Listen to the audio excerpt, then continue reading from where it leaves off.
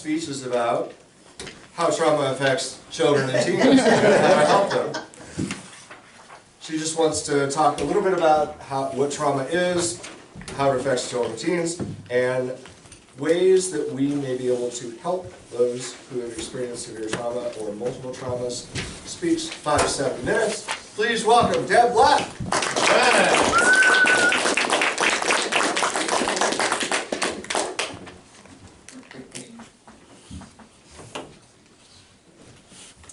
Imagine that you are a little girl and that your mother has trafficked you for money to get drugs for her meth addiction. How would this experience affect you? Imagine that you are a little boy and you have seen your brother die at the hand of a gang member. How would this experience affect you? Excuse me. Both of these kids are actually real. Their stories are real.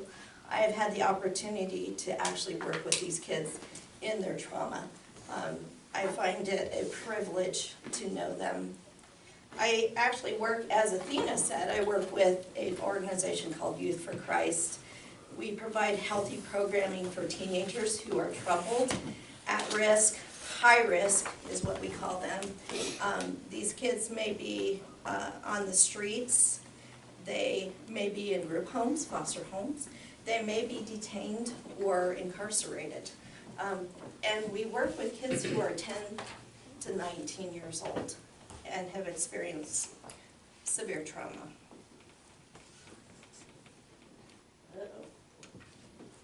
Okay, so we're going to go today through trauma, what trauma is, how it affects teenagers and children, and what are some things that we can do to help them.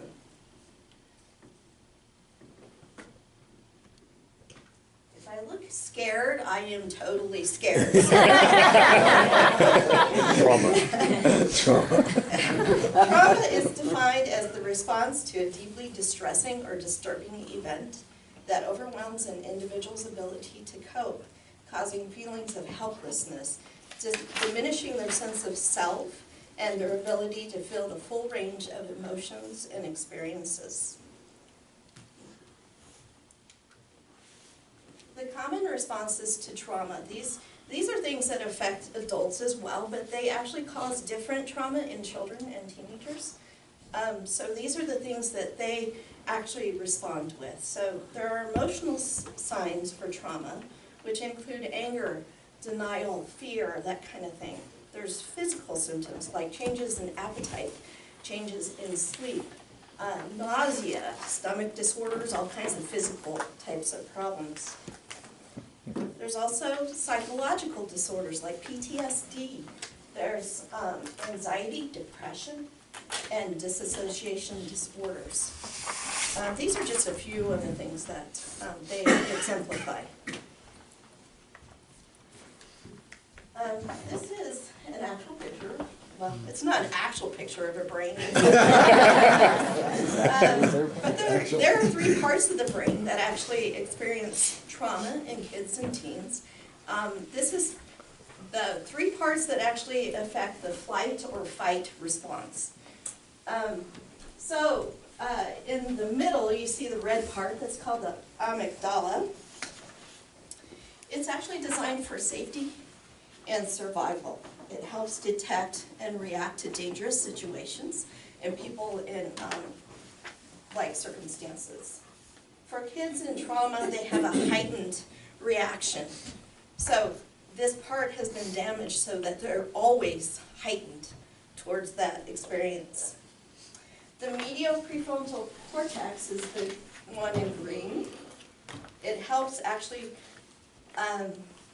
mediate the amygdala, and it tells us when these threatening people or places and things are safe. And when this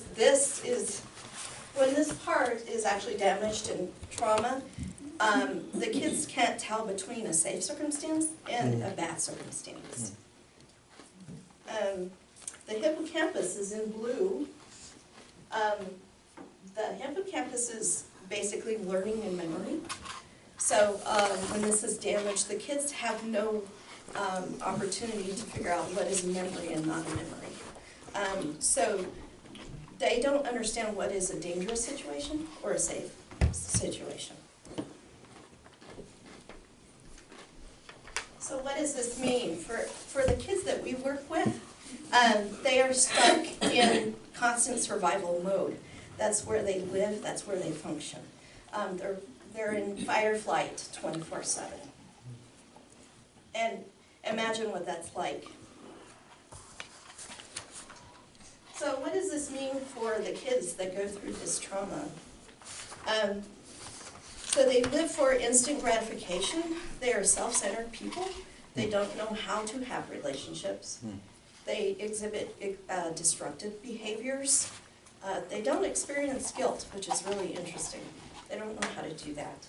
They have no respect for authority usually, and they're lonely people. They don't know how, again, to have relationships. So they use people a lot of the times. So how do we help these kids? So this applies actually to everybody. Most people have gone through a little bit of trauma in their life. Though these are extreme traumas, everybody has experienced trauma. So how we help those who have experienced trauma is we give them a safe and encouraging environment.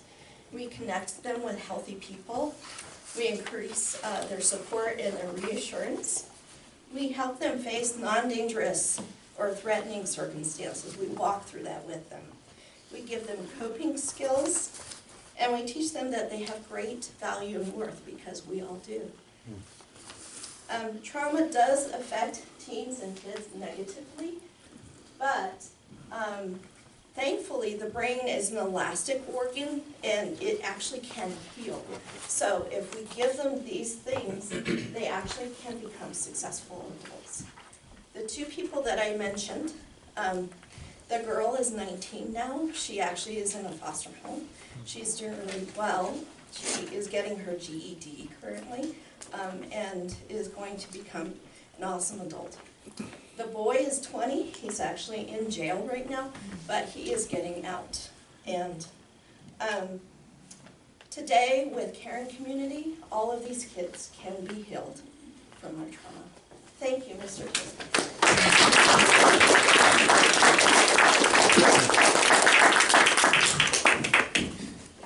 Okay, had I gotten your speech information from the email, I wouldn't have made you go first.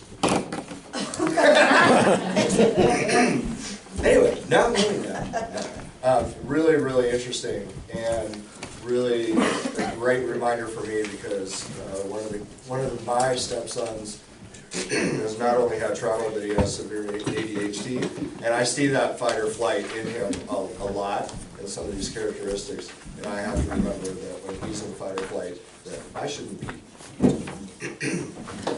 Take a minute to write Deb a note, and give her feedback in addition to her evaluation.